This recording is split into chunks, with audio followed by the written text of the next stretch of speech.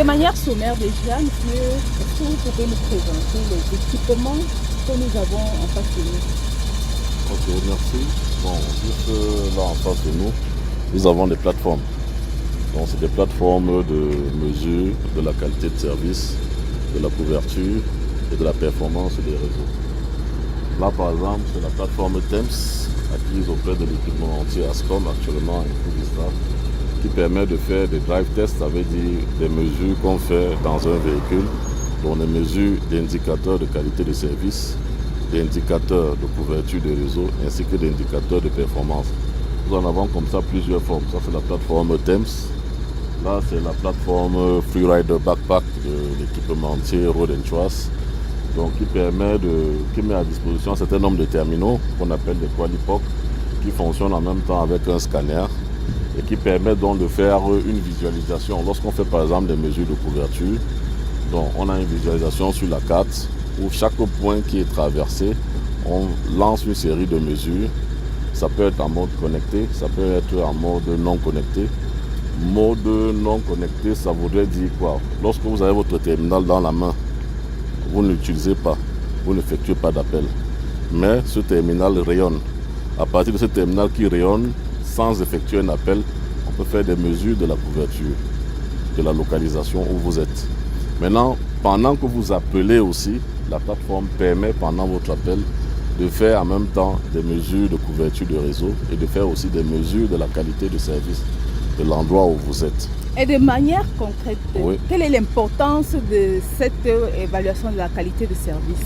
Oui, l'important c'est quoi? C'est de s'assurer, n'est-ce pas, que les opérateurs concessionnaires, n'est-ce pas, respectent rigoureusement les indicateurs de qualité de service, de couverture de performance qui figurent dans leur cahier de charges.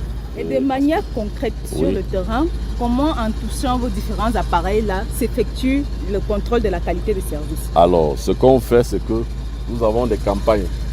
Nous paramétrons des campagnes, n'est-ce pas? Nous avons par exemple cette plateforme Freerider Backpack, n'est-ce pas? On l'appelle Backpack parce que ça veut dire que c'est un sac à dos.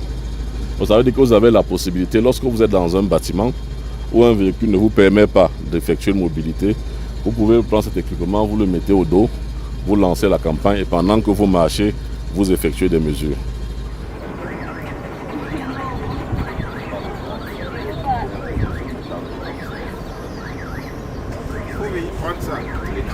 La verte veut dire que c'est une légende, ça veut dire, l'interprétation c'est que la couverture à ce niveau, elle est bonne. Si c'était sur un emplacement où c'est rouge, c'est que la couverture, ça signifie que la couverture n'est pas bonne là-bas. Et s'il n'y a rien, ça veut dire c'est une zone blanche. Bon, il y a tel opérateur qui n'y est pas. Donc c'est ce que je peux dire là maintenant. Donc si on continuait les graves tests là, autour, partout, comme on est en train de le faire, vous verrez que on verra un ensemble d'appréciations pour la QoS au niveau de l'aéroport international de Simalène. Tout le long de l'itinéraire, une fois que les mesures sont faites, lorsque la couverture est bonne, nous aurons du vert. Là où c'est mauvais, ça veut dire que l'indicateur n'est pas respecté, c'est du rouge. Et là où vraiment c'est moins mauvais, c'est de l'orange. Donc ce sont ces signaux-là après qui nous permettent de savoir, et bien sur tel axe que nous avons parcouru, sur tel tronçon, nous avons une bonne couverture, sur tel tronçon, nous avons une couverture relativement pas bonne, sur tel tronçon, il n'y a totalement pas de couverture. Donc, le rôle donc du régulateur, on fait de l'ingénierie déjà, du spec, ensuite on fait de la planification et par la suite on procède aux assignations. Ça veut dire attribuer des bandes de fréquences à des opérateurs, à des exploitants en fonction de leurs besoins, en fonction de leurs usages. Et une fois que ces bandes-là sont assignées, à travers ce qu'on appelle généralement des accords d'assignation de fréquences, maintenant c'est le rôle également du régulateur de procéder au contrôle de ces fréquences-là, pour s'assurer que chaque opérateur ou exploitant n'utilise que les fréquences qui ont été assignées par le régulateur.